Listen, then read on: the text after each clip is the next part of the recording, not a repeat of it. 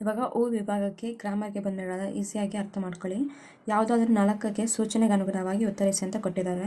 ಇವಾಗ 45ನೇ ಪ್ರಶ್ನೆ, ಕೆಳಗಿನ 2 ಪದಗಳಿಗೆ ನಾನಾರ್ಥಗಳನ್ನು ಬರೆಯಿರಿ. ನಾನಾರ್ಥ ಅಂದರೆ ಒಂದೇ ಪದಕ್ಕೆ ಇನ್ನು ಯಾವ್ಯಾವ ಅರ್ಥ ಇರುತ್ತಂತ ಇರುತ್ತಲ್ಲ, ಅದು ನಾನಾರ್ಥ ಅಂತ ಹೆಸರು. ಇವಾಗ ನೋಡಿ, ತೊರೆ ಅಂದರೆ ಒಂದು ತೆಜಸ್ವಿ ಅಂತ ಬರುತ್ತೆ, ಇನ್ನೊಂದು ನದಿ ಅಂತ ಬರುತ್ತೆ. ಗುರು ಒಂದು ಗ್ರಹ ಅಂತ ಬರುತ್ತೆ. ನಾನಾರ್ಥ ಅಂದರೆ ಅದೇ ಪದದ ಇನ್ನೊಂದು ಅರ್ಥಗಳು.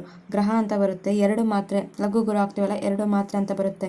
ಗುರು ಅಂದರೆ ಶಿಕ್ಷಕ ಅಂತ ಬರುತ್ತೆ. 4ನೇದು ದೊಡ್ಡದು ಅಂತ ಬರುತ್ತೆ. ಹಾಗೆ 5 ಬಾರದ ಹೆಸರು ಅಂತ ಸಹ ಬರೆಯುತ್ತೆ.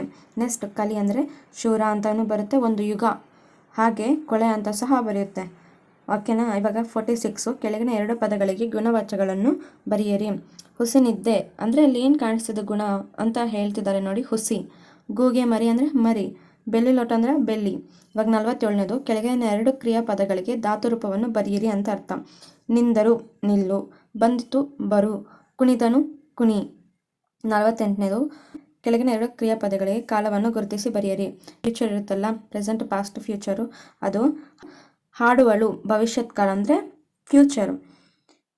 ಕೇಳುತ್ತಾರೆ ವರ್ತಮಾನ ಅಂದರೆ ಪ್ರೆಸೆಂಟು. ಹೋದರು ಅಂದರೆ ಮುಗ್ದೋಗಿದ್ದು ಆಗಿದ್ದು ಕೆಲಸ ಅಂದರೆ ಭೂತಕಾಲ, ಪಾಸ್ಟ್, ಭೂತಕಾಲ. ಅರ್ಥ ಆಯ್ತಾ. 49ನೇದು, ಕೆಳಗಿನ ಪದಗಳಿಗೆ 2 ವಿಭಕ್ತಿಗಳನ್ನು ಹೆಸರಿಸಿ. ವಿಭಕ್ತಿ ಪ್ರತ್ಯಯಗಳು ನಿಮ್ಮ ಹತ್ರ ಚಾಟ್ ಇರ್ಬೋದಲ್ಲ, ಅದು ಚೆನ್ನಾಗಿ ಪ್ರಾಕ್ಟೀಸ್ ಮಾಡಿ ಆಯಿತಾ. ಇವಾಗ ಆನ್ಸರ್ ಮಾತ್ರ ಹೇಳ್ತೀನಿ. ದುರಾದೊಳ್ ಅಂದರೆ ಚತುರ್ಥಿ, ಅಲ್ಲಿ ಗೆ ಒಳ್ಳು ಆ ಥರ ಲಾಸ್ಟ್, ಅಲ್ಲಿ ಗೆ ಒಳ್ಳು ಆ ಥರ ಲಾಸ್ಟಲ್ಲಿ ಕೊನೆ ಬರುತ್ತಲ್ಲ, ಅದೇ ನಿಮಗೆ ಸೈನು. ವಲ್ಲಭನು ಅಂದರೆ ಷಷ್ಠಿ ಅಂತ ಅರ್ಥ. ಕೆಳಗಿನ ಪದಗಳಿಗೆ 2 ತದ್ಭವ ರೂಪ ಬರೆಯಿರಿ. ಇವಾಗ ನಮ್ಗೇನು ಕೊಟ್ಟಿದ್ದಾರೆ, ಶ್ರೀ ಅಂದರೆ ಸಿರಿ, ಶಿರ ಅಂದರೆ ಸಿರ, ರಾಯ ಅಂದರೆ ರಾಜ, ತತ್ಸಮ ತದ್ಭವ. ಓಕೆನಾ. ಇದು ನಿಮ್ಗೆ ಅರ್ಥ ಆಗಿದೆಯಾ.